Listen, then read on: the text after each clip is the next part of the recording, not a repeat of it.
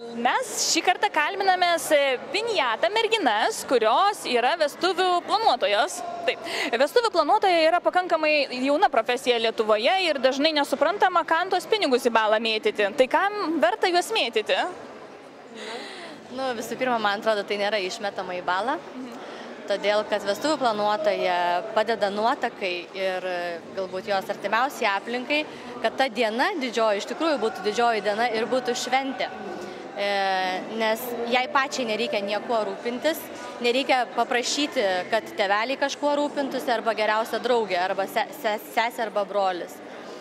Vestuvių planuotojai lygiai taip pat žino, kur yra kokybiškos paslaugos, kur jaunoji ir jaunasis niekada nebus tiek finansiškai apgauti, tiek pačių produktų nebus apgauti. Nes dažniausiai vestuvių planuotojas turi partnerius ir kolegas, kuriais pasitiki ir kurie teikia pačias geriausias paslaugas. Taip pat vestuvių planuotoja visų pirma yra tas žmogus kontaktinis asmuo.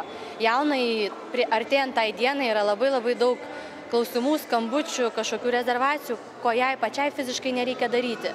Jis žino kada, kur ir kiek laiko jinai bus.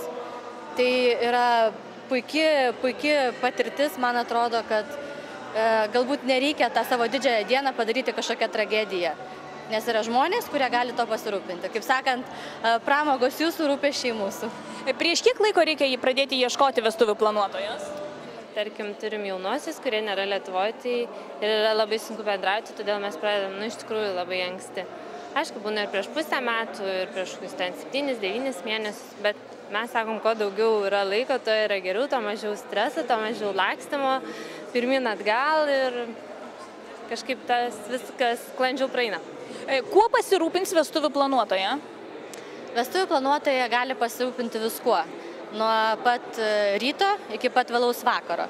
Aišku, tai priklauso nuo užsakovo, ko konkrečiai reikia. Pavyzdžiui, pas mus yra porų, kuriems tiesiog reikia, kad tą dieną būtų kažkas, kuris vietoj nuotakos arba jos artimųjų lakstytų, paduotų pinigus kažkam, kažką atneštų, kažką nuvežtų, kažką pasiimtų, kažką papuoštų. Tačiau yra tokių porų, kurie nori, kad tai būtų viskas nuo pradžių. Tai yra nuo pat pirmo susitikimo, kada žmonės nusprendžia, kad mes tuoksimės, kada jie išsirenka galbūt datą, netgi galbūt ir datos būna nepasirinkę, iki pat tos dienos, kuomet jie galbūt išvažiuoja netgi medaus mėnesį. Nes mes turim ir partnerių kelionių agentūrą, kuri lygiai taip pat pasirūpina ir medaus mėnesį, jeigu reikia. Tai taip, kad tu gali būti nuo pat pradžios iki pat pabaigos. Tai ir kvietimai, puokštės, apranga, vedėjai, transportas, santuokų rūmai, popierizmas visas, fotografai, taip, vakaro kažkokia programa, renginio vedėjai, koncertinė programa. Siūlom, žaidžiam. Ačiū Jums labai. Ačiū Jums. Kalbame su renginių fėja Lina Jačienė, kuri organizuoja ir planuoja vestuves. Labą dieną. Labą dieną. Norėtumėm sužinoti apie vestuvių planuotoją. Ką reikėtų, kokį dėmesį atkreipti, į ką ją renkantis? Vestuvių planuotoja, manau, kaip ir bet kokį ar vedėją, reikėtų savo artimą žmogų pasirinkti. Jeigu mes susitikom, suradom bendrą kontaktą ir dirbam toliau. O kaip vyksta vestuvių planuotojos darbas? Jūs susitinkate su klientu, kaip ir randate bendrą kalbą ir kas toliau? Ir kas toliau? Tada mes susipažįstame visų pirma su jaunaisiais, abiem, išsiaiškinam, kokie yra pomėgiai jų ir kaip jie įsivaizduotų tas vestuvės. Ar tai būtų linksmos vestuvės, ar tai būtų klasikinės. Ir iš to išrutuliuojame temą. Ir kas toliau? Toliau susidėliojame scenarijų ir pasirenkam tiekėjus. Ir dabar gal jūs kaip planuotoja labai matote, ką mėgsta Lietuvos nuotokos ir jaunikiai, kokios tendencijos, kokias vestuves dažniausiai jie užsisakinėja? Dažniausiai užsisakinėja, sakykime, jeigu tai yra jaunesnio amžiaus, tai būna, jeigu taip galima įvardinti, funny vestuvės. Tai ir botai, ir sakykime, stadionas kažkoks, tai ir dar kažkokios originalios idėjos. Tai jau 3 dienas su giminaičiais linksmintis kažkur sodyboje jau nelabai madinga? Madinga, manau, dabar pasirinkti vieną dieną ir ją, kaip sakant, nuo širdies atšvęsti. O 3 dienas jau nu, retai kas būna, bet yra norų tokių. Aš manau, kad nuotokos mamos labai kišasi į vestuvių planuotojų darbą. Ar susidurėt su tokia bėda, kurios aiškina, ar žinai, ar matei, tą reikėjo paimti, tą padaryti? Ar būna tokių? Aišku, būna, bet tam yra planuotoja šitą procesą suvaldyti. Gerai, o nuotokos siaubūnės? Ar jos egzistuoja? Oi, nuotokos siaubūnės, nu, aišku, egzistuoja, bet tai čia nėra problema planuotojai. Tikrai ne. Mes tiesiog patampam kaip draugės su tas siaubūnė. Mokate susidraugauti? Taip, kas be ko čia. Ką aš ir sakiau, kad pirmą reikia susipažinti. Labai madingos spalvų vestuvės, aš kiek žinau. Ar pajaučiate tai? Taip, tai jeigu nepasirenkama tema, tai gal galvojame apie spalvą. O kokią spalvą labiausiai renkasi?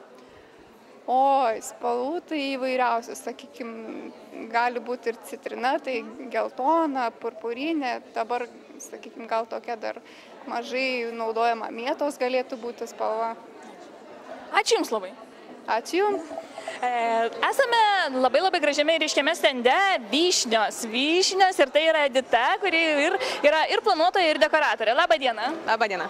Norėtumėm sužinoti apie vestuvės. Kokias vestuvės renkasi jaunavedžiai? Kokių tematikų, kuo ypatingos dabar? Gražias. Gražias, romantiškas, asmeniškas. Ir aš esu pastebėjusi tokią tendenciją, kad jaunavedžiai vis labiau įsiklauso į save, ko jie nori, o ne aplinka, ne mama, ne tėtis. Ar tai tiesa?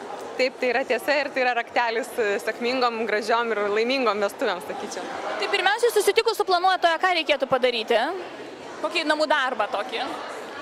Namų darbą tokį, kad pasakyti tiesiog, kokių vestuvių nori, kiek žmonių ir koks biudžetas. O jau ten paskui tema, spalva, jau jūs viską... Taip, tai yra eigoje, tai yra galbūt vėliau tokie akcentai derinami, planuojant vestuvės, tiesiog, nes žmonės dažniausiai ateina, jie nežino, ko jie nori. Tiksliai, jo. Tai čia asmeniškai tiesiog kalbi, sėdi, dėlioji ar tenais, kas to žmonės galbūt apibūdina. Kiek kainuoja planuotoja? Žinau, kokia yra ta mokėjimo sistema, ne tik apie jūs kalbant, apie kitas. Manau, kad planuotoją galima rasti nuo 500 litų tikrai. Taip, aš tikiu, kad dabar rinkoje yra visko. Yra nuo 500, yra iki 7000, tikrai. Yra planuotojos, kurios pagal biudžeto procentą dirba, taip? Taip, teisingai. O kuris variantas geresnis, turbūt nėra atsakymo. Aš manau, kad šiek tiek gal yra nesąžininga pagal biudžetą dirbti, tada prasideda kažkokie slapukavimai tenais, jeigu aš noriu vaišinti savo svečius mojet ant šampanų, tai galbūt tada planuotojai sakysiu, kad tai bus Alita, nes tada jos procentas sumažės. Aišku. Ką patartumėt jaunavedžiams ieškant planuotojos? Asmeninio gal tokio ryšio ieškoti. Ieškoti jos. Į akis pasižiūri ir galvoji, kad gali su to žmogum dirbti arba ne. Aišku. Ačiū Jums labai. Ačiū Jums.